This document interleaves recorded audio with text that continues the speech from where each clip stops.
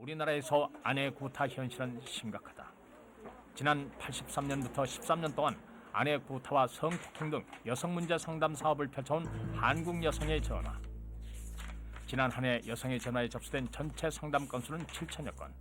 이 가운데 매맞는 아내들의 전화가 2,100건으로 전체의 31%나 차지한다. 상담을 통해 고통을 호소해온 매맞는 아내들의 정신적, 육체적 피해는 상상을 뛰어넘고 있다. 엄마도 움직이잖아.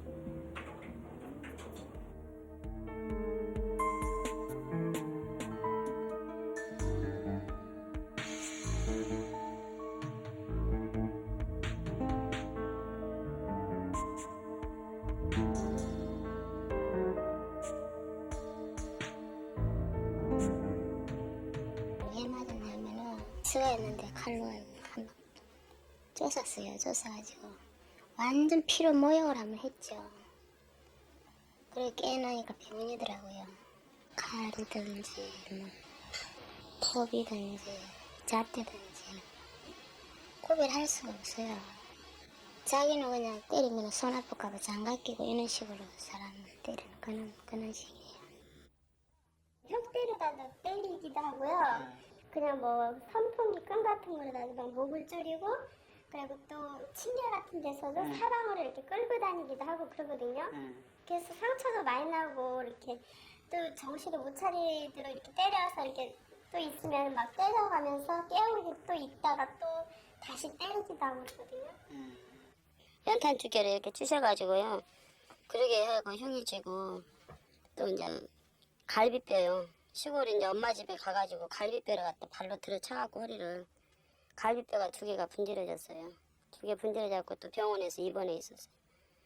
그리고 나오고 나서 또 얼마 안 돼가지고 또 때려가지고 기가 건막이 터져가지고요. 개인병원에 가니까는 보청기 끼든지 아니면 수술해야 된대요. 다 나서갖고도. 그리고 매맞는 아내들은 철저하게 무기력한 노예 상태에 빠져든다.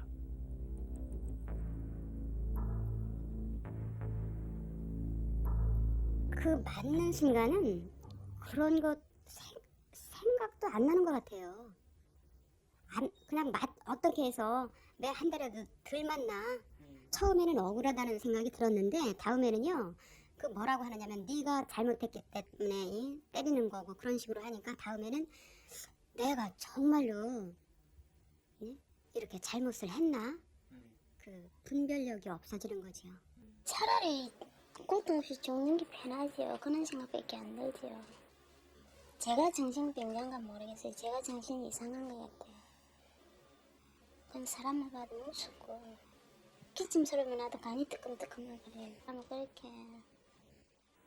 어쩌다 한 번 구타를 당했을 경우에도 물론 기분은 나쁘고 자존심이 상하고 굉장히 어려운 문제입니다만은 이런 그 상습적인 구타를 당할 때 그런 구타를 당하는 희생자들은 사실은 정신적으로 물론 신체적인 위해도 있지만은 정신적인 피해가 굉장히 강합니다. 그래서 만성적으로 열등의식에 빠지게 되고 자신감이 없어지게 되고요. 또는 판단력이 완전히 사라져버리게 됩니다. 그러니까 완전히 일종의 종이 인형, 움직이는 인형 정도밖에는 안 되는, 그리고 인간성이 완전히 피폐하게 되는 그런 상황을 많이 나타냅니다. 그러나 대부분의 사람들은 여자가 맞을 짓을 했으니 맞지 이유 없이 맞겠느냐 생각을 한다. 매맞는 아내들은 정말 그렇게 맞을 만큼 잘못한 일이 있었을까? 이에 대해 매맞는 아내들 스스로 자신이 왜 맞는지 그 이유를 모르고 있었다. 단지 나쁜 술버릇과 의처증 때문에 남편이 자신을 때린다고 생각한다. 술을 안 드시면은 정말 아가씨처럼 그렇게 어떤 진짜 순한 양처럼 그런 분이세요. 근데 술을 드시면 이렇게 자기의 그 기분 그거에 따라서 이렇게 제가 뭐 어떻게 말 한마디를 좀 이렇게 자기 눈에 가시는 얘기했다면 그날은 뭐 잠을 안 재우고 술이 깰 때까지 그냥 거의 뭐 때리다가 또 뭐 또 앉다가 내가 너 같은 인간 안 때린다 뭐 이런 식으로 또 얘기하다 또 때리고 뭐 그렇게 합니다. 그 스트레스가 쌓여서 아내를 때린다 혹은 또 아내가 맞을 짓 했으니까 맞는다 이런 그 통설들이 있습니다. 또 때리는 사람들한테 물어보면요. 아내가 남편을 무시해서 때린다든가 또 뭘 잘못해서 때린다든가 이렇게 핑계를 댑니다. 그러나 이것은 100% 핑계에 불과합니다. 이 아내 때리는 남편들은 아내를 때리고 싶은 충동이 일어납니다. 그러니까 충동이 일어나면 때릴 구실을 찾게 되는데 그때 찾는 구실이 너 어디 가서 부정한 행위 했느냐? 혹은 또 왜 사나이를 뭘로 알고 네가 무시하느냐? 뭐 잘못하지 않았느냐 하고 생트집을 잡는 거에 불과합니다. 그래서 때리고 싶을 때는 술 먹고 와서 때리기도 하고 하는데 술 먹기 때문에 때리는 게 아니라 때리기 위해서 술을 먹는 겁니다. 기차대기라도 올라가는 게 또 남성들의 그런 방식이었다면서니까 지금까지 애인하고 다니다 애인하고 뭐 다른 남자 사귄다 하면 기차대기 안 때리겠습니까? 그런 식이라 좀 크고 작은 차이지 그런 식이라고. 그녀가 아무런 잘못 없다고 때릴 이유가 없는데 이건 말을 죽어서 다른 분들을 야기시켰다면은 당연히 그 힘의 논리가 적용되지 않느냐 이거지. 폭력을 행사하는 사람들은 그 대상을 찾게 되는데 손쉽게 접근할 수 있는 폭력의 대상은 역시 아내와 자녀, 가족인 것이다. 그리고 그런 폭력 가정의 자녀들이 선택하는 방법은 대부분 가출이다. 올해 16살인 이 소녀 역시 아버지의 폭력을 피해 가출을 했다. 그 후 절도죄로 보호관찰소로 붙잡혀갔고 지금은 이곳 청소년 쉼터의 보호를 받고 있다. 아빠 밖에서 기분 나쁜 일 있으면 들어와서 트집 잡아가지고 때리고 그랬었어요. 좀 늦었다고 생각지 않는데요. 한 7시 그 정도에 들어가도 왜 이렇게 늦게 다니냐고 너 좀 맞아야 되겠다고 그래가지고요.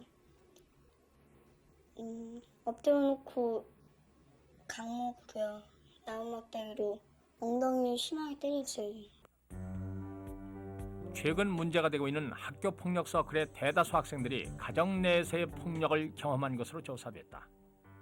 이처럼 폭력은 가정 내에서 학습되고 이 과정을 통해 폭력의 악순환이 이루어지게 된다. 또 아버지에게 무자비한 폭력을 경험한 아이들은 어머니와 자신을 때리는 아버지에 대한 극도의 증오심을 갖게 된다. 언제나 불안한 상태에서 그들의 순수한 인성은 멍들어갈 수밖에 없다. 하나 소리 배울 때마다 놀래고 밖에 누가 소리쳐 내밀고 아빠가 온 것 같기도 하고 살기가 싫죠. 살기가 싫어요. 하필 이 나라에 왜 우리 가족만 이렇게 살아야 되는지.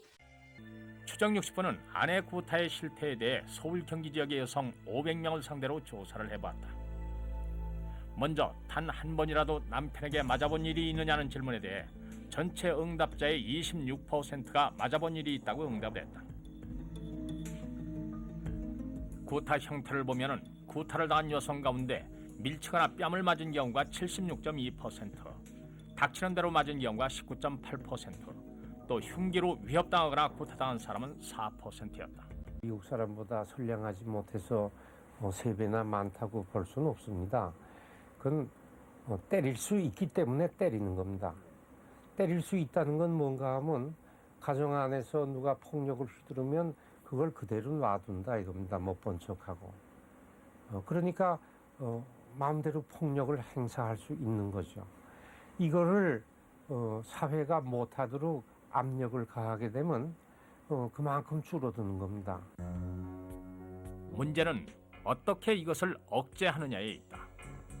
미국의 경우는 가정폭력을 방지하고 예방하는 각종 법과 피해자에 대한 지원을 통해 아내 구타를 법으로 금지하고 있다. 그러나 우리나라는 가정 내 폭력에 대해 너무나 무관심하다. 법도 통하지 않는다. 아무리 심하게 매를 맞아도 그것은 부부싸움일 뿐인 것이다.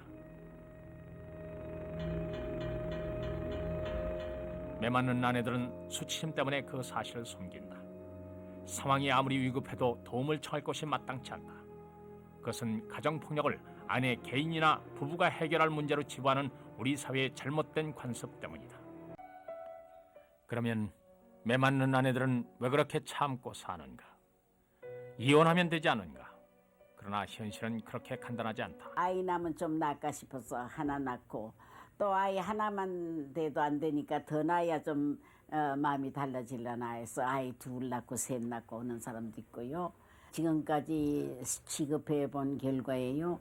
이혼한다는 건 아주 극소수예요.